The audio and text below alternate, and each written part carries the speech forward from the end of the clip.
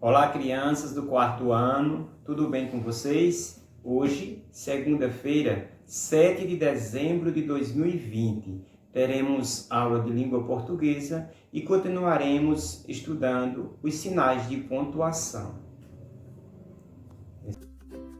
Os sinais de pontuação são recursos próprios da linguagem escrita. Eles estruturam os textos e procuram estabelecer as pausas e as entonações da fala.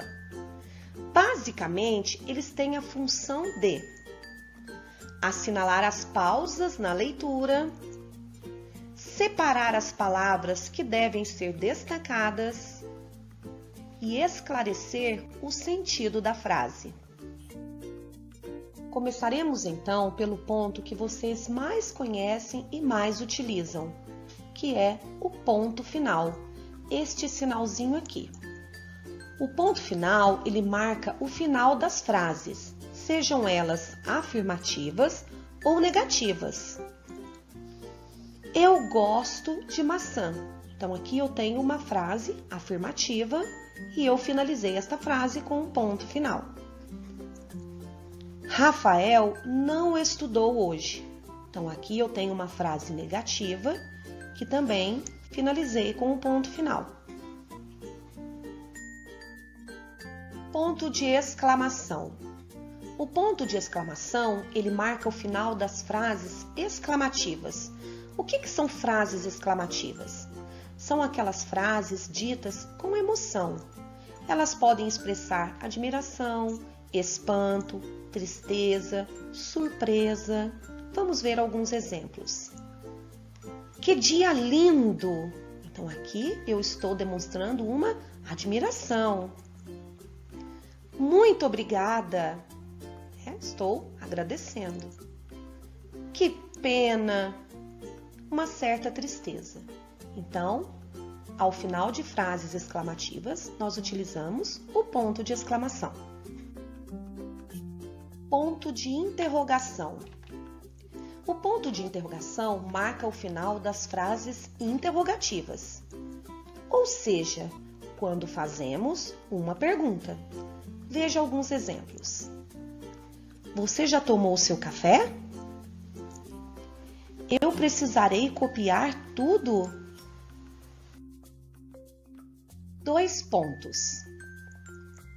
Em um diálogo, servem para indicar que alguém vai falar. Veja o exemplo que eu trouxe para vocês. Então, João resolveu perguntar. Veja que no final nós temos os 2 pontos. Por quê? Porque agora vem a pergunta que o João fará. Posso abrir o livro? Então, todas as vezes que eu uso 2 pontos no meu texto, eu vou indicar que logo em seguida vem a fala do personagem. E junto com os 2 pontos, eu também uso outro sinal que vocês verão a seguir. Travessão. Então, como eu falei com vocês, junto com os 2 pontos, quando eu utilizo os 2 pontos, logo em seguida eu utilizo o travessão. Ele está sempre presente em um diálogo, porque ele indica a fala de alguém. Veja o exemplo que nós observamos anteriormente. Então, João resolveu perguntar 2 pontos, ou seja, agora vem a pergunta do João. E a pergunta do João, ela vem com o sinal de travessão. Posso abrir o livro? Ou seja, o travessão indica a fala do João. Vírgula. A vírgula indica uma pequena pausa na leitura. Paulo, venha almoçar.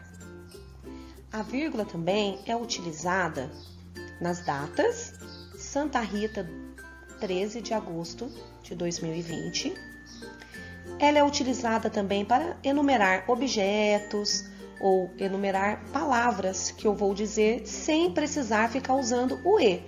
Por exemplo, comprei maçã, melão e laranja. Então, ao invés de eu falar comprei maçã e melão e banana, e laranja, eu separo por vírgula e no final eu utilizo o e na última palavra. E também eu utilizo a vírgula nos endereços. Avenida Sinhá Moreira, vírgula, 55, que é agora o número. Agora que você aprendeu um pouco mais, é hora de testar seus conhecimentos.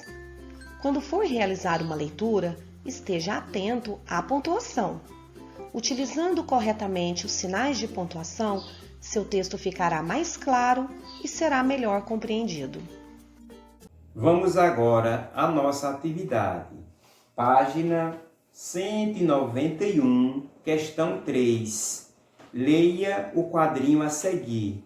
Mônica, em Ninguém Presta Atenção em Mim, de Maurício de Souza. Então, a partir da leitura dessa historinha, vocês irão responder as questões a seguir. Página 192, item A. No primeiro quadrinho, qual expressão falada por Mônica revela que ela e Magali já estavam conversando sobre alguma coisa? Qual é essa expressão? Item B. O que faz Magali deixar de prestar atenção em Mônica? Será que é o cheiro da comida? O que é que vocês sabem a respeito? Item C. A palavra cebolinha é empregada com dois sentidos. Quando Mônica fala o cebolinha, a que ela se refere? Quando Magali fala não usou cebolinha, só salsicha, a que ela se refere? Item D. Observe a expressão do rosto de Mônica no último quadrinho. O que você acha que ela está sentindo? Vocês acham que ela está surpresa? Ela está com dúvida? Questão 4. Releia os quadrinhos 1 e 4. Observe que, para ajudar a indicar o que cada personagem está sentindo, foi empregado o sinal de reticências nas falas de Mônica e de Magali. Página 193. Releia as frases a seguir. Item A. Aí, então, eu disse pro Cebolinha. Item B. Mas, e o Cebolinha? Item C. Deixa ver. Em cada uma das falas, as reticências indicam uma ideia diferente. Leia as frases abaixo e escreva a letra correspondente à fala de cada personagem, relacionando-as corretamente à ideia expressa na história. Pausa para pensar, analisar alguma coisa. Pausa que demonstra surpresa, dúvida sobre algo. Pausa para contar o que se falou em outro momento.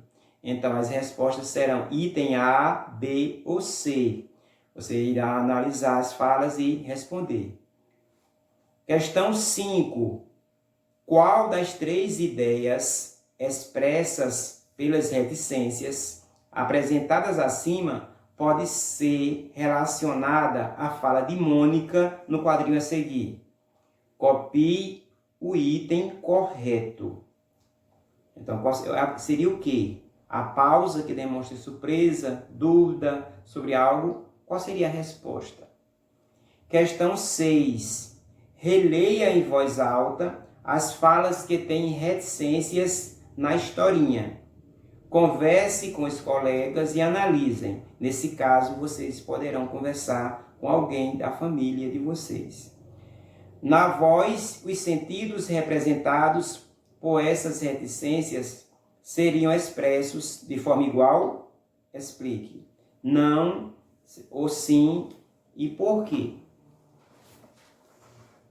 Página 194, questão 7. Neste quadrinho, para que foi empregado o sinal de aspas para indicar o quê? Que Mônica havia dito a frase anteriormente. Qual é a opinião de vocês? E a última questão, complete com os nomes dos sinais de pontuação. Por hoje é só, turma. Agora é com vocês. Bons estudos e até a próxima aula.